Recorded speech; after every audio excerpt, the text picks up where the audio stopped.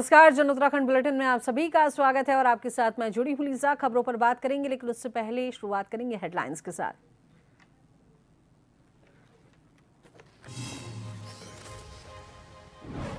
उत्तराखंड में विकास परियोजनाओं को मिली रफ्तार। सीएम धामी ने 1967 करोड़ रुपए की दी वित्तीय मंजूरी। अधिकारियों को तय समय सीमा में सभी काम पूरे करने के निर्देश। उत्तराखंड में कांग्रेस को मिली नई कार्यकारिणी। 168 चेहरों को मिली जगह। मल्लिकार्जुन खड़गे 8 और 9 अगस्त को रहेंगे प्रदेश के दौरे पर।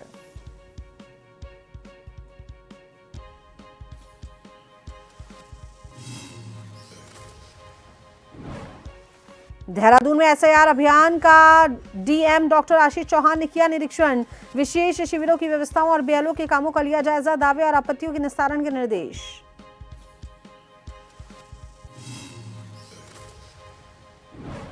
हरिद्वार से अब तक 2.19 करोड़ शिव भक्त गंगा जल लेकर लौटे। बारिश के बीच कावड़ लेकर आगे बढ़े। धामी योगी सरकार की व्यवस्थाएं सराही।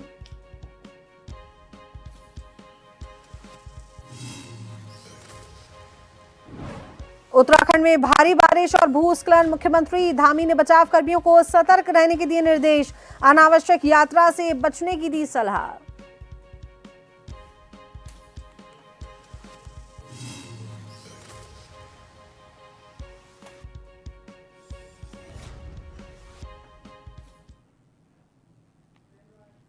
रुक कर लेते हैं उत्तराखंड की खबरों की ओर। तो मुख्यमंत्री पुष्कर सिंह धामी ने प्रदेश में शहरी आधारभूत सुविधाओं के विकास और जीआईएस आधारित जल निकासी योजनाओं सहित विभिन्न परियोजनाओं के लिए 1967 करोड़ की वित्तीय स्वीकृति प्रदान की है। स्वीकृति के तहत राज्य के विभिन्न जनपदों में जीआईएस आधारित जल निकासी की 15 योजनाओं के लिए 1960 करोड़ मंजूर किए गए हैं और इसके अलावा चंपावत के टनकपुर में खेतखेड़ा गांव की बाढ़ सुरक्षा योजना के लिए 6.82 करोड़ तथा उधम सिंह नगर में स्टाफ कार पार्किंग निर्माण के लिए प्रथम किश्त के रूप में 42.12 लाख स्वीकृत किए गए हैं। मुख्यमंत्री ने अधिकारियों को सभी योजनाओं को निर्धारित समय सीमा में गुणवत्ता के साथ पूरा करने के निर्देश दिए हैं ताकि जनता को जल्द से जल्द इसका लाभ मिल सके।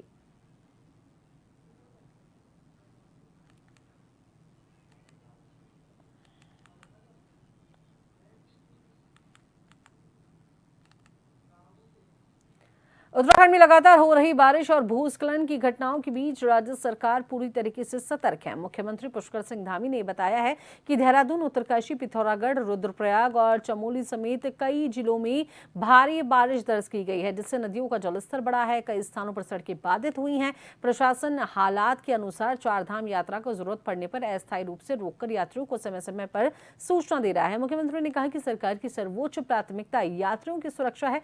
वहीं कांवड़ यात्रा भी सुचारू रूप से जारी है और अब तक करीब 2.5 करोड़ श्रद्धालु गंगा जल लेकर अपनी गंतव्य की ओर रवाना हो चुके हैं। उन्होंने बताया कि पुलिस, जिला प्रशासन और सभी संबंधित विभाग यात्राओं के सुरक्षित संचालन में लगातार जुटे हुए हैं।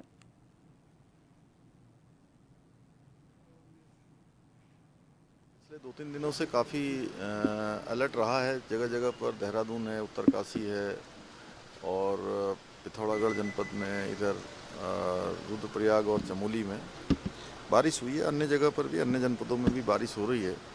जल स्तर भी बढ़ रहा है और रास्तों पर भी बीच बीच में रुकावटें आ रही हैं। कहीं कहीं पर भूस्खलन भी हो रहा है, बोल्डर भी आ रहे हैं। तो इसको देखते हुए जैसी स्थिति हो रही है उसके अनुसार यात्रा को बीच बीच में रोकना भी पड़ रहा है। रोक रहे हैं, जिसको सूचना दे रहे हैं, क्योंकि हमारे लिए सर्वोच्च प्राथमिकता हमारे जो यात्री हैं उनकी है, जो लोग आ रहे हैं। इस समय कावड़ यात्रा भी चल रही है, जिसमें लगभग 2.5 करोड़ कावड़ यात्री अभी तक माँ गंगा का जल लेकर यहाँ से जा चुके हैं। सभी प्रबंध वहाँ पर अच्छे किए गए हैं। राज्य का सारा प्रशासन, जिले का सारा प्रशासन, हमारी पुलिस, अन्य विभाग सभी जो है यात्रा को अच्छी तरह से संचालित कर रहे हैं। कल देर रात जारी हुई कांग्रेस कार्यकारिणी गठन पर बीजेपी प्रवक्ता कमलेश रमन ने कहा कि कांग्रेस पार्टी देर आई दुरुस्त आई। कांग्रेस ने कार्यकारिणी का गठन किया है, लेकिन इस कार्यकारिणी में वही पुराने लोग शामिल हैं। साथ ही उन्होंने आरोप लगाया कि पार्टी में जो कार्यकर्ता जमीनी स्तर से पार्टी और उनके नेताओं के लिए काम कर रहे थे, कांग्रेस ने उनको अपनी कार्यकारिणी में जगह दी है।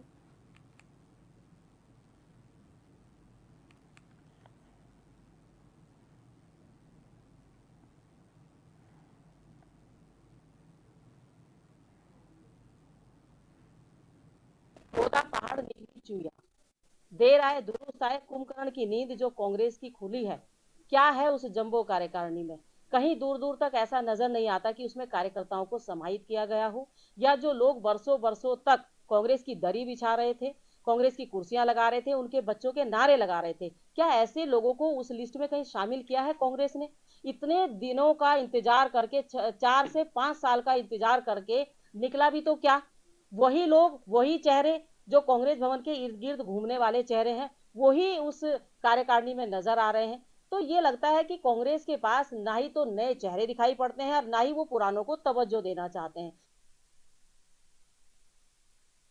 घाट की तीलू रौतेली पुरस्कार विजेता व सामाजिक कार्यकर्ता सीमा देवी की नई किरण संस्था क्षेत्र की आर्थिक रूप से कमजोर महिलाओं के लिए रोजगार के क्षेत्र में आशा की किरण बनकर सामने आई है। संस्था अध्यक्ष सीमा देवी ने बताया है कि उनकी संस्था लोहाघाट नगर व ग्रामीण क्षेत्र की आर्थिक रूप से कमजोर महिलाओं को रोजगार के क्षेत्र में जोड़ने के लिए कार्य करती है और उनकी टीम गांव-गांव जाकर महिलाओं को सिलाई, बुनाई, क्रोशिया, टेडी बियर निर्माण व अन्य चीजों का प्रशिक्षण देती है तथा महिलाओं के द्वारा तैयार किए गए उत्पादों को भी उनके द्वारा बाजार में उपलब्ध कराया जाता है।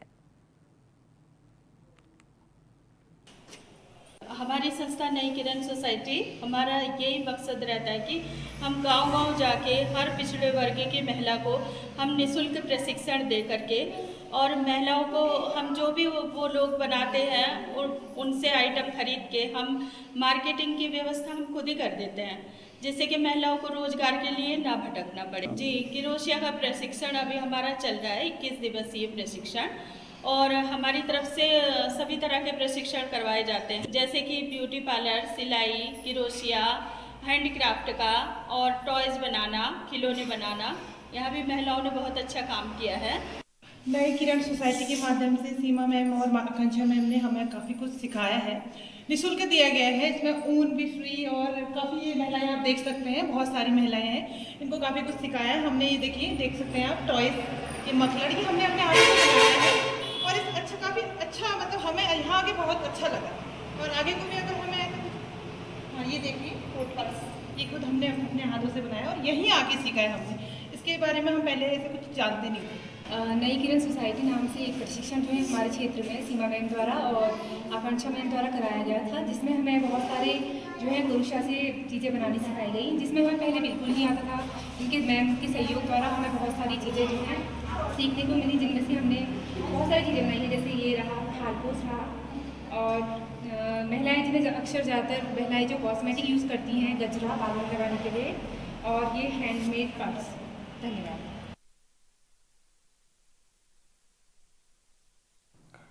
तो चलिए इस बीच वक्त तो चला है एक छोटे से ब्रेक का।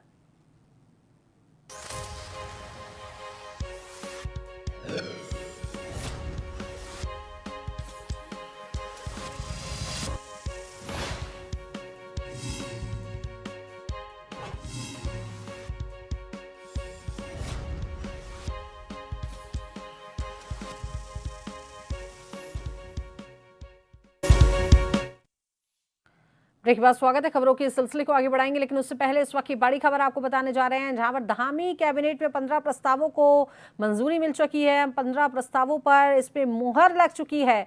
उत्तराखंड मजदूरी संहिता नियमावली को मंजूरी इसमें मिली है। संगठित असंगठित क्षेत्र के श्रमिकों के हितों का संरक्षण इसमें होगा। हर महीने की 7 तारीख तक मजदूरी का भुगतान देना होगा। 15 प्रस्तावों को धामी कैबिनेट में मंजूरी मिली है।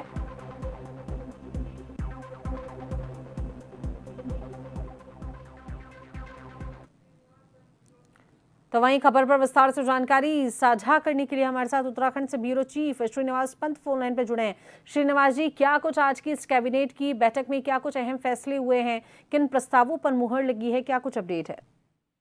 बिल्कुल, आपको बताना चाहूंगा लीजा, आज मुख्यमंत्री पुष्कर सिंह धामी की अध्यक्षता में उत्तराखंड सरकार की कैबिनेट की बैठक हुई और कैबिनेट में तकरीबन 20 से अधिक प्रस्ताव कैबिनेट के सम्मुख आए थे, जिनमें से 15 प्रस्ताव पर कैबिनेट ने अपनी मोहर लगा दी है। जिनमें सबसे बड़ी जो आज की खबर है, हाईकोर्ट के मामले में अगर आप देखेंगे, क्योंकि हाईकोर्ट की शिफ्टिंग की जो बात और कवायद चल रही है, उसमें गोलापार हल्द्वानी में जो जमीन अलॉट करने की बात थी, वो अब 30 हेक्टेयर जमीन निःशुल्क उत्तराखंड सरकार की ओर से चयन करने के बाद हाईकोर्ट को दी जाएगी और वहां पर हाईकोर्ट की शिफ्टिंग का काम शुरू कर दिया जाएगा। इसके अलावा जो तमाम और मुद्दे रहे हैं उसमें उत्तराखंड मजदूरी संहिता नियमावली को कैबिनेट ने मंजूरी दी है, जिसमें संगठित असंगठित क्षेत्र के श्रमिकों के हितों का ध्यान रखा गया है और हर माह की 7 तारीख को मजदूरी का भुगतान किया जाएगा। पुरुष और महिला श्रमिकों के समान कार्य की समान मजदूरी होगी, ये भी बड़ा फैसला लिया गया। उत्तराखंड राज्य क्रीड़ा विश्वविद्यालय हल्द्वानी के 122 पदों के सृजन को मंजूरी दी गई है।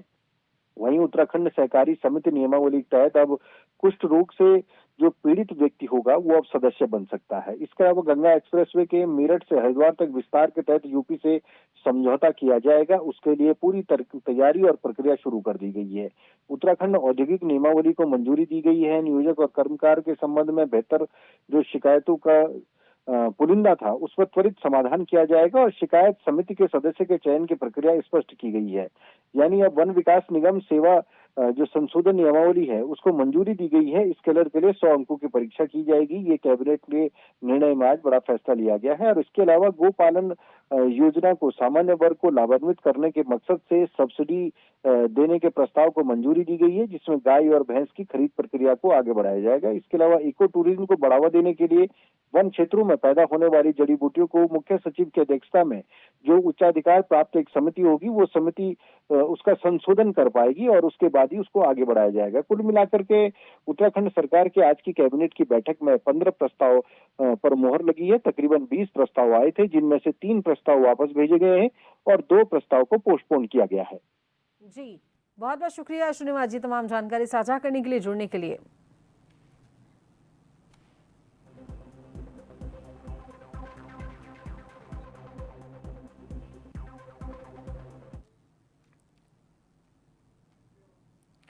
तो चलिए एक बार फिर से रुक कर लेते हैं उत्तराखंड की खबरों की ओर। तो चमोली जनपद के अठीमठ गांव की रश्मि देवी ने सीमित संसाधनों और रोजमर्रा की चुनौतियों के बीच कभी नहीं सोचा था कि एक दिन उनका अपना व्यवसाय होगा और वहीं उनकी पहचान बनेगा। राज्य सरकार की स्वरोजगार उन्मुखी पहल और रीप परियोजना के माध्यम से उन्हें प्रशिक्षण, मार्गदर्शन और आर्थिक सहयोग मिला।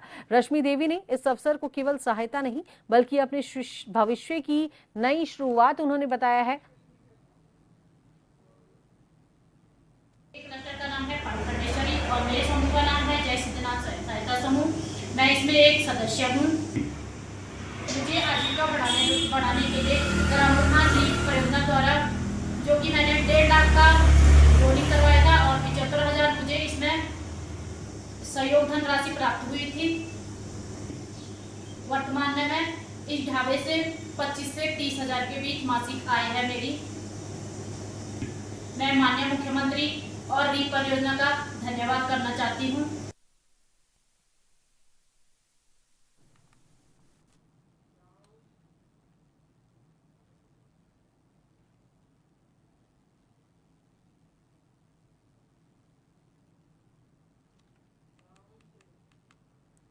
एसआईआर 2026 के दूसरे चरण के अंतर्गत जारी नोटिसों की जांच एवं सुनवाई का कार्य प्रारंभ हो गया और इसी क्रम में सदर एसडीएम योगेश मेहरा ने ग्राम पंचायत गढ़ सहित विभिन्न निर्वाचन बूथों का स्थलीय निरीक्षण किया है। निरीक्षण के दौरान उन्होंने अधिकारियों से जांच एवं सुनवाई की तैयारियों की जानकारी ली तथा पूरी प्रक्रिया को निष्पक्ष, पारदर्शी और समयबद्ध ढंग से संपन्न कराने के निर्देश दिए हैं। साथ ही उन्होंने कहा कि प्रत्येक प्रकरण का निस्तारण निर्धारित नियमों के अनुसार किया जाए और पात्र व्यक्तियों को किसी प्रकार की असुविधा न हो।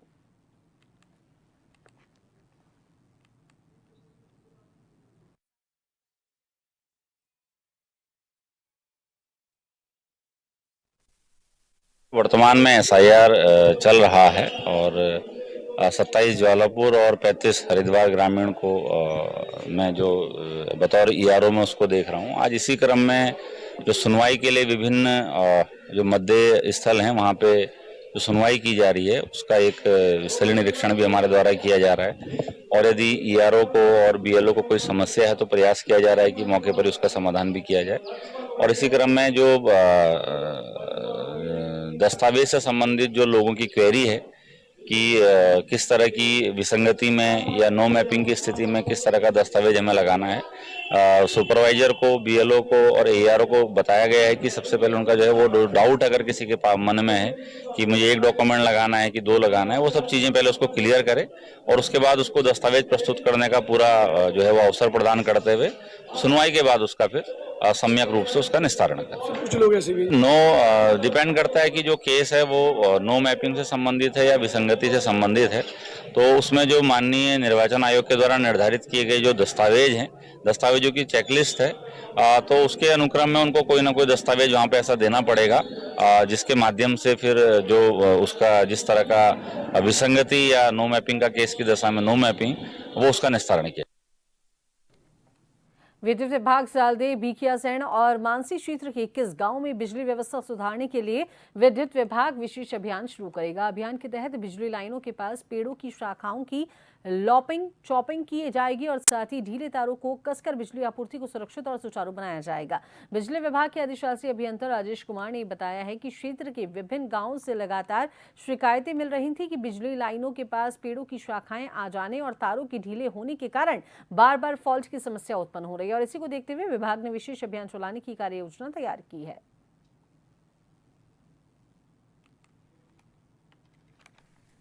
चॉपिंग कार्य के लिए विद्युत विभाग समय समय पर लॉपिंग शॉपिंग करता रहता है और अभी हमने 11,000 लाइनों के आसपास की लॉपिंग शॉपिंग पूर्ण कर ली है।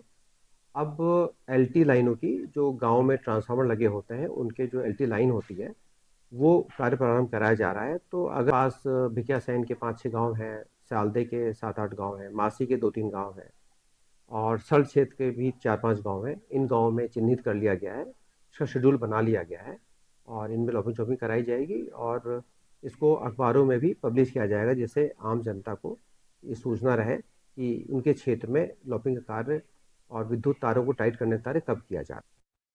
जन उत्तराखंड के इस बुलेटिन में अभी के लिए केवल इतना ही। बने रहिए जन टीवी के साथ। नमस्कार।